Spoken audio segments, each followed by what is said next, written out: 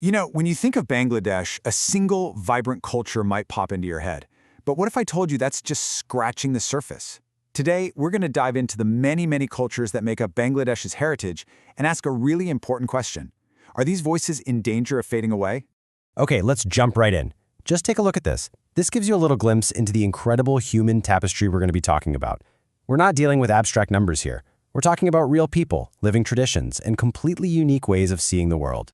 And to get a sense of the scale, just think about this number, more than 50. That's right, over 50 distinct ethnic groups called Bangladesh home. That is an absolutely incredible amount of diversity packed into one nation. And it's not just about different communities, it's about different voices. All told, they speak at least 35 different languages. Think about that. Each one is its own unique lens for looking at the world. The cultural richness here is just immense. So who exactly are we talking about? Well, here are just a few examples, like the Chakma, the Marma, and the Tripura peoples. You'll find many of them in places like the Chittagong Hill Tracts, but they're also spread across the flatlands in the north and southeast. And what's really important to get is that each group has its own way of life, its own economy, its own beliefs. It goes so much deeper than just the language they speak. And that really brings us to the heart of our question today. We've got all this incredible diversity, but what happens when those voices, those languages, begin to fade? Well, the answer is probably more serious than you might think. And look, this is not some theoretical problem for the future. It's happening right now. Just look at this warning from the UN. One language dies every 2 weeks. That's a staggering, almost unbelievable rate of loss. And it's not just a loss for Bangladesh, it's a loss for all of us. This phenomenon actually has a name, and it's a pretty chilling one. Language death. And it's exactly what it sounds like. It's the moment a language, and the entire worldview it carries, is just gone. Lost forever when its last native speaker passes away. And what's causing it? Well, it's often the same pressures we see all over the globe. Urbanization, modernization, and migration all tend to push smaller languages aside in favor of the dominant ones. So let's take a closer look at this endangered legacy. We're going to see how the threats go way beyond language and start to affect culture and the very ability to make a living. And this is absolutely crucial. This isn't just about linguistics. When a language is in trouble, it's usually a sign that the whole community that speaks it is under some kind of pressure.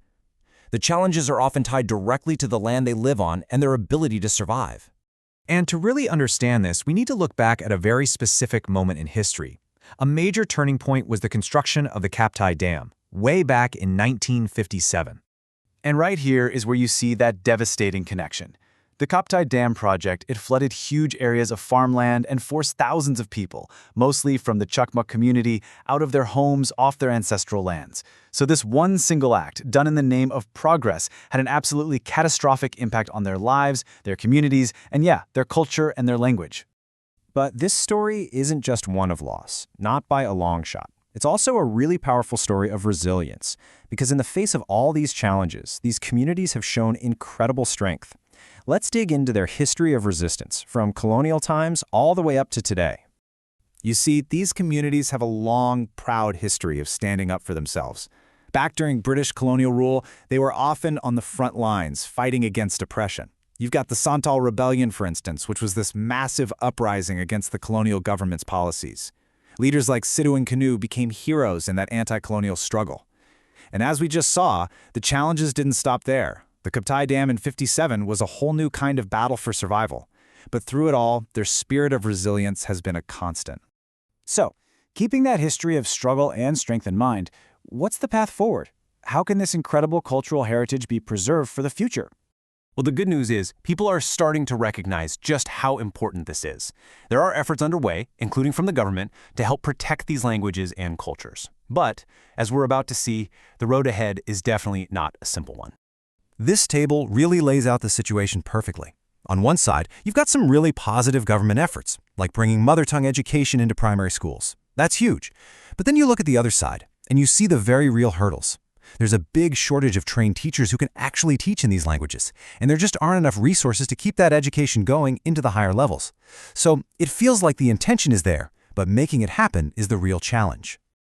All right, so let's do a quick recap. What are the big takeaways here? First, Bangladesh is just this treasure trove of cultural diversity. We're talking over 50 ethnic groups. Second, that heritage is genuinely at risk. Many of their languages and traditions are endangered. Third, these communities are not just passive. They have a deep, powerful history of resilience and resistance. And finally, saving this heritage is a really complex, ongoing challenge. It's going to take a lot more than just good intentions. And that leaves us with this final, and maybe the most important question of all. It's something every country really has to think about today. How can a nation's progress also honor its diverse heritage? How do you build a future that doesn't erase the past? There's no easy answer, for sure, but it's a conversation we all need to be having.